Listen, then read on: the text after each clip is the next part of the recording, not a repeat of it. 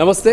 దేశవ్యాప్తంగా రాష్ట్ర వ్యాప్తంగా పార్లమెంట్ ఎన్నికలకు ఇప్పటికే రేపు ఎన్నికల కమిషన్ కూడా షెడ్యూల్ విడుదల చేయబోతోంది. సో ఈ నేపథ్యంలో ఇప్పటికే బీజేపీ, బీఆర్ఎస్, కాంగ్రెస్ గెలుపు గుర్రాల వేటలు మొదలుపెట్టినట్టు తెలుస్తోంది. ఇప్పటికే కాంగ్రెస్ మొదటి జాబితాను ప్రకటించింది, బీజేపీ 2 జాబితాలు ప్రకటించింది, బీఆర్ఎస్ కూడా అక్కడక్కడ ఎంపీ అభ్యర్థులను ప్రకటించి బరిలోకి దిగుతోంది.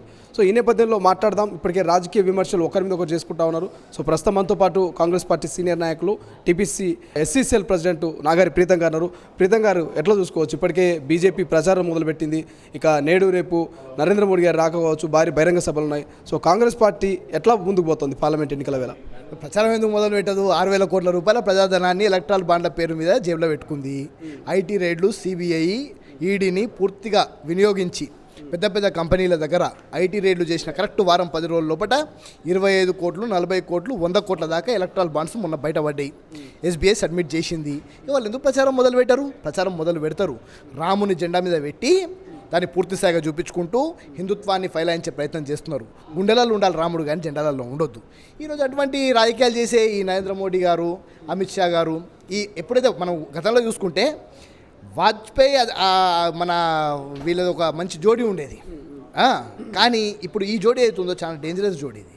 వీళ్ళు పూర్తి స్థాయిగా అద్వానీ, వాజ్పేయి గారిది ఒక అద్భుతమైన జోడీ. వీళ్ళు ఏతున్నారో అమిత్ షా అండ్ నరేంద్ర మోడీ చాలా డేంజరస్ జోడీ. ఈరోజు ఓపెన్గా క్విడ్ ప్రోక్లో జరిగింది, మనీ లాండరింగ్ జరిగింది. మనీ లాండరింగ్లో 6,000 కోట్ల రూపాయలు వీళ్ళ దగ్గర ఉన్నాయి. ప్రజలను డబ్బులతో ప్రభావితం చేద్దాం అనుకుంటున్నారు, కానీ ఇది జరిగే పరిస్థితి లేదు. ప్రజలు 10 సంవత్సరాల్లో గమనించినారు. ఏం కావాలనుకుంటున్నారో ప్రజలు వాటికి పూర్తి స్థాయి విరుద్ధంగా వీళ్ళు ప్రకటించినారు, వీళ్ళు అంతా చేసినారు. అన్ని బయటపడతాయి. కాంగ్రెస్ పార్టీ అధికారంలోకి రాబోతుంది, అందులో ఎటువంటి డౌట్ లేదు. రాహుల్ గాంధీ గారు ప్రధానమంత్రి కాబోతున్నారు. ప్రధానంగా 100 రోజుల పూర్తి చేసుకున్నటువంటి కాంగ్రెస్ పార్టీ ఈ 100 రోజుల 6 గ్యారెంటీల పూర్తి స్థాయి అమలు జరిగిందంటే ఏం చెప్తారు? 100% అమలు జరిగింది. అది ప్రజలు చూస్తున్నారు. అంటే 2014లో ఏ ఆకాంక్షల మీద అయితే తెలంగాణ తెచ్చుకున్నామో, ఆనాడు నీళ్లు, నిధులు, నియామకాలని చెప్పి ఆనాడు తెలంగాణ తెచ్చుకున్నాం. అది వచ్చిన తర్వాత ఫస్ట్ ఎలక్షన్ మేనిఫెస్టోలో టీఆర్ఎస్ పార్టీ పెట్టిన ఏ ఒక్క స్కీమ్ కూడా కాంగ్రెస్ పార్టీకి రాలే. ఆనాడు కార్పొరేషన్లు చేస్తా అన్నారు, మాల కార్పొరేషన్, మాదిగ కార్పొరేషన్ చేస్తా అన్నారు, అది చేయలే. ఎస్సీ ఎస్టీలకు 3 ఎకరాల భూమి ఇస్తా అన్నారు, అది ఇవ్వలే. కేజీ టు పీజీ ఇస్తా అన్నారు, అది ఇవ్వలే. ఉచిత నిర్బంధ విద్య అటే పోయింది, నీళ్లు అటే పోయినాయి, నియామకాలు అటే పోయినాయి.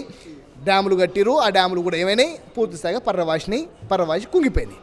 కాంగ్రెస్ పార్టీ వచ్చి మూడు నెలలు మాత్రమే జరుగుతుంది. 6 గ్యారెంటీలు ఇచ్చినాం. 6 గ్యారెంటీలతో పాటు మేనిఫెస్టోలో పెట్టిన ఐటమ్స్ కూడా ఉన్నాయి. మళ్ళీ ఏదైతే ఇప్పుడు ఎస్సీ కార్పొరేషన్ ఏదైతే విభజించబడ్డదో, ఎస్సీ ఉపకులాల కార్పొరేషను, మాల ఉపకులాల కార్పొరేషన్, మాదిగ ఉపకులాల కార్పొరేషన్, ఇది మేము మేనిఫెస్టోలో పెట్టినాం. 6 గ్యారెంటీలలో లేదు. కానీ 3 నెలల లోపటినే ఉపకులాలకు కూడా కింది స్థాయివన్నీ దక్కాలని చెప్పి ఈరోజు మేము మేనిఫెస్టోలో ఉన్నాయి కూడా చేసినాం. 6 గ్యారెంటీలల్లో ఆల్రెడీ మేము అన్ని 6 గ్యారెంటీలు ప్రజలకి ఇచ్చేస్తున్నాం. ఈ రాష్ట్రం అప్పుల కుప్పగా ఏర్పడ్డా కూడా పైసలను కరెక్ట్గా మేనేజ్ చేసుకొని నేడు మా అన్న రేవంత్ రెడ్డి గారు పూర్తి స్థాయి ప్రభుత్వంలో 6 గ్యారెంటీలను మేము అమలు చేసినాం. 3 నెలలనే ఇంత చేసినామంటే 3 నెలల్లో 30,000 నియామకాలు జరిగిన ప్రభుత్వం ఈ దేశంలోనే లేదు. మన దగ్గర జరిగినాయి. 3 నెలల్లో 30,000 నియామకాలు జరిపినాం.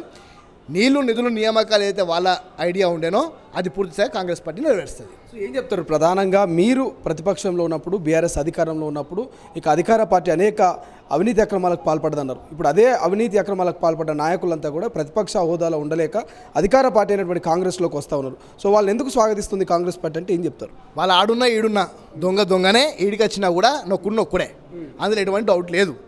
ఆడ భయపడి ఇక్కడికి వస్తున్నట్టున్నారు. కానీ రేవంత్ రెడ్డి అనే వ్యక్తి ఆషామాషి వ్యక్తి కాదు, ఒక శక్తి. అది ఇక్కడికి వచ్చినా కూడా మా పార్టీల దొంగలు ఉన్నా కూడా మమ్మల్ని కూడా వదిలిపెట్టాడు, ఎవరిని వదిలిపెట్టాడు. అది ఒక సింగం. ఇక అది వేసుకపోతూనే ఉంటుంది ముందటికి.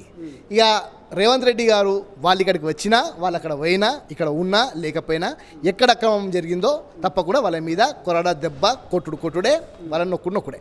ఇప్పటికే మల్లారెడ్డి గతంలో మీ పీసీసీ అధ్యక్షుడు ఉన్నటువంటి రేవంత్ రెడ్డి గారు ఇప్పటి ముఖ్యమంత్రి మీద గతంలో మల్లారెడ్డి మస్తు కామెంట్ చేసిండు. ఇప్పుడేమో నా దోస్త్ అంటున్నాడు, అది అంటున్నాడు, ఇది అంటున్నాడు. అటు డీకే శివకుమార్ని కలుస్తున్నాడు, వేం నరేంద్రని కలుస్తూ ఉన్నాడు, కాంగ్రెస్ పార్టీలోకి వస్తున్నాడు మల్లారెడ్డి అనేటువంటి వార్తలు వినిపిస్తూ ఉన్నాయి. ఇది వాస్తవం అంటే ఏం చెప్తారు? ఇప్పుడు మల్లారెడ్డి గారు కట్టిన అన్ని బంగ్లాలు ఏవైతున్నాయో అన్ని చెరువులలో కట్టిండు, ఎఫ్టీఎల్లలో కట్టిండు. ఈరోజు ఆయన బ్రహ్మదేవుడు కూడా ఆపలేడు, బ్రహ్మదేవుడు కూడా ఆయన కాపాడలేడు. 100% అది ఆయన ఇక్కడికి వచ్చినా కాపాడలేడు, పోయినా కాపాడలేడు, తొడలు కొట్టిండు, ఇప్పుడు తొడ ఎర్రగా అయింది, ఇప్పుడు చూసుకుంటుండు అమ్మో ఇంత గట్టి కొట్టుకున్నాడు తొడ అని. ఇప్పుడు ఆనాడు రేవంత్ రెడ్డి గారిని అన్నప్పుడు ఆయన చాలా ఉత్సాహంగా ఉల్లాసంగా నన్ను ఓడి బీకగలుగుతాడులే అనుకున్నాడు. ఆయన మా పార్టీలకు వచ్చినా కూడా, కాంగ్రెస్ పార్టీ కండువా కప్పుకున్నా కూడా ప్రజలు ఏదైతే ఏ చెరువు మీద అయితే ఆధారపడి ఉన్నారో, ఏదైతే ఎఫ్టీఎల్ భూములలో ఉన్నాయో, ఈరోజు ఆ ఎఫ్టీఎల్ భూముల ద్వారా ఆయన కట్టుకున్న కాలేజీల ద్వారా డ్రైనేజ్ వ్యవస్థ కూడా పూర్తి స్థాయిగా అక్కడక్కడ నిలిచిపోయిన పరిస్థితి ఉంది. వాటి మీద కాంగ్రెస్ పార్టీలో మేము పోరాడినాం. తప్పకుండా రేవంత్ రెడ్డి గారు వారి ఇక్కడికి వచ్చినా కూడా మీ అక్రమ కట్టడాలు ఫస్ట్ కూల్చేసేయండి, తప్పకుండా మిమ్మల్ని ఇక్కడికి ఆహ్వానిస్తామని చెప్తారని మేము అనుకుంటున్నాం. దాంతోపాటు బీఆర్ఎస్ పార్టీ నాయకుల మీద అధికార పార్టీ నేతలంతా కూడా ఒక రకమైనటువంటి భయాందోళనకు గురి చేస్తున్నట్టు. ఇప్పటికే గూడెం మైపాల్కి సంబంధించిన సోదరు కూడా అరెస్ట్ అయ్యారు. సో ఇదంతా కుట్రపూరిత రాజకీయాలు చేస్తున్నట్టు బీఆర్ఎస్ పార్టీ నాయకులు అంటున్నారు, ఎమ్మెల్యేలు అంటున్నారు. ఏం చెప్తారు? వాళ్ళు అధికారంలో ఉన్నప్పుడు అధికారాన్ని వాళ్ళ సొంతానికి వాడుకున్నారు. ఈరోజు మేము భయపట్టించడం కాదు, వాళ్ళు చేసిన అక్రమాలని మేము తీసి బయట పెడుతున్నాం. ఇది భయపట్టించాలని కూడా కాంగ్రెస్ పార్టీకి 2 నిమిషాల పని. ఇప్పటికల్లా ఎప్పటికో వీళ్ళందరినీ బొక్కలు వేస్తుండే. కానీ చట్టపరంగా ఏదైతే ప్రజలు మాకు అధికారాన్ని ఇచ్చారో దాన్ని దుర్వినియోగపరచకుండా వాళ్ళు చేసిన వాటికి వాళ్ళు జైలుకి పోతారు తప్ప వాళ్ళు నిర్దోషులు కాదు. వాళ్ళు పాపం అనే జనాలు ఒక్కరు లేరు. వాళ్ళని చూస్తే చెప్పులు తీసుకొని కొట్టేటోళ్ళే ఉన్నారు తప్ప వాళ్ళు గన్మెన్ లేకుండా, సెక్యూరిటీ లేకుండా బయట తిరిగితే ప్రాణహాని ఉంది వాళ్ళకి. ఇంకా వాళ్ళు జైల్లో ఉండడం ఉత్తమము. బయట ఉంటే ప్రజలు కొట్టి చంపుతారు. బెస్ట్ మీరు చేసిన అక్రమాలను, మీరు పట్టి పీడించిన ఈ అనరాని వర్గాలను ఎవరైతే మీరు పట్టి పీడించినరో వాళ్ళందరూ ఇప్పుడు తిరగబడే సమయం ఆసన్నమైంది.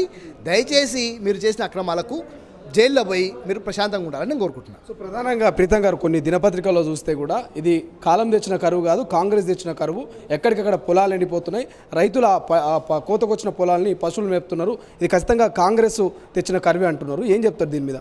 ఇప్పుడు వాళ్ళు 1,50,000 కోట్లు పెట్టి కాళేశ్వరం కడితే అవి కుంగిపోతే, దాంట్లో నుంచి రాకపోతే, నీళ్లు రాకపోతే కాంగ్రెస్ పార్టీకి ఏముంటుంది? కాలంది కాదు కరువు, కాంగ్రెస్ది కరువు. ఇప్పుడు వీళ్ళ కరువు అన్నీ బయటికి తీస్తాం.